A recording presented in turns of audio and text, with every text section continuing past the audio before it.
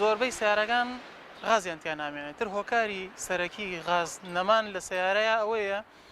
بزانین ئەگەڕێن بە شوێنە بزانین ئەو هۆکارە چییە سۆندەیە تەقی کۆمپرسەری خراپە بێ غاز ڕادیۆتەریان خراپە بێ ئیتر هۆکارەکە دۆزینەوە کێشەکەی حەلەکەین و دوایی هەوای تێەکەیم زای ماوەیە گەر کێشەی نەبووە کێشەی نەبوو اینجا کۆم غازی تێەکەین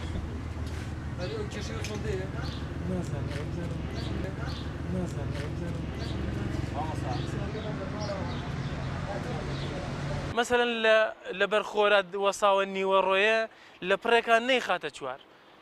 چون ئەو مەکینەیە وەکوەیە بڕۆی بەڕێە لە ناکاو فەردەی ئار بدەمە ملتا ینی زۆر زۆرێنە زۆر ئەگەر نەرم یەواش ئەوەڵ جار لەسەر یەک داینێ دوای 2 دقە بیخێتە سەر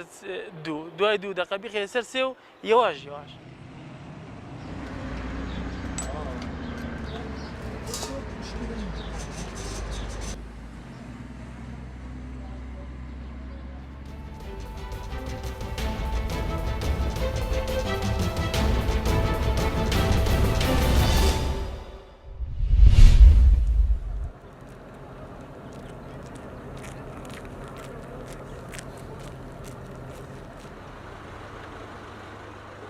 خۆشحاڵیەوە ئەمساڵ جوتیاران توانیان بەرهەمەکانیان بچنەوە بە تایبەتی بدورنەوە بە تایبەتی لە بواری گەنمدا و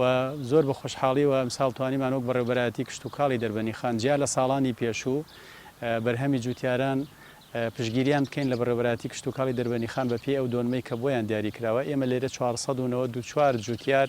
توانیمان پشگیریان بۆ بکەین بۆ ئەوی بڕۆن لە سایلۆی سەی سادق گەنمەکانیان ڕادەستی ئەو سایلۆیە بکەن کە لەلایەن لیژنەیەکەوە تەشکیل کراوە و لە حکوومەتی عێراقی و لە هەرێمی کوردستان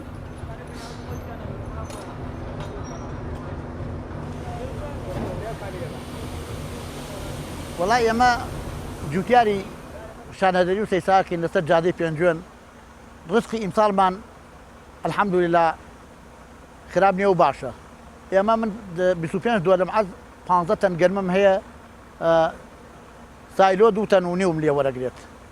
وەکو جوتیاری ئێمە مەخدوری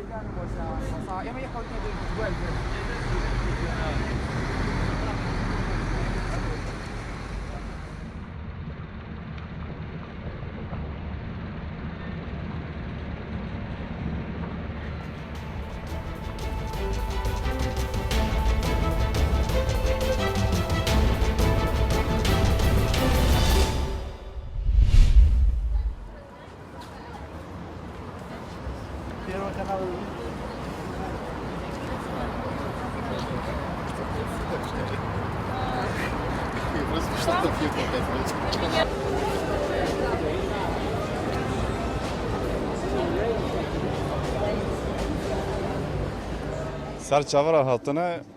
ما 28 می مارده دا مدکان آخو گرد سر قرار روسیای یا آردا 3 ماه درباس بو روسیای واقع زف 60 بون آردا 3 ماه درباس بو 16 و میدا مدکان خو وکر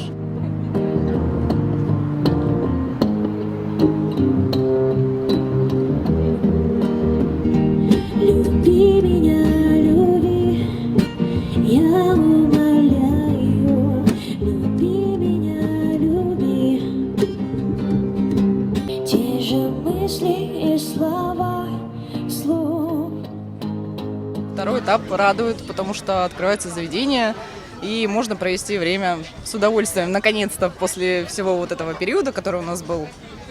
В принципе, в любое заведение, которое вот сейчас открывается на веранде, везде соблюдается, то есть, обрабатывание рук, там сотрудники ходят в масках, в перчатках, в принципе, как бы...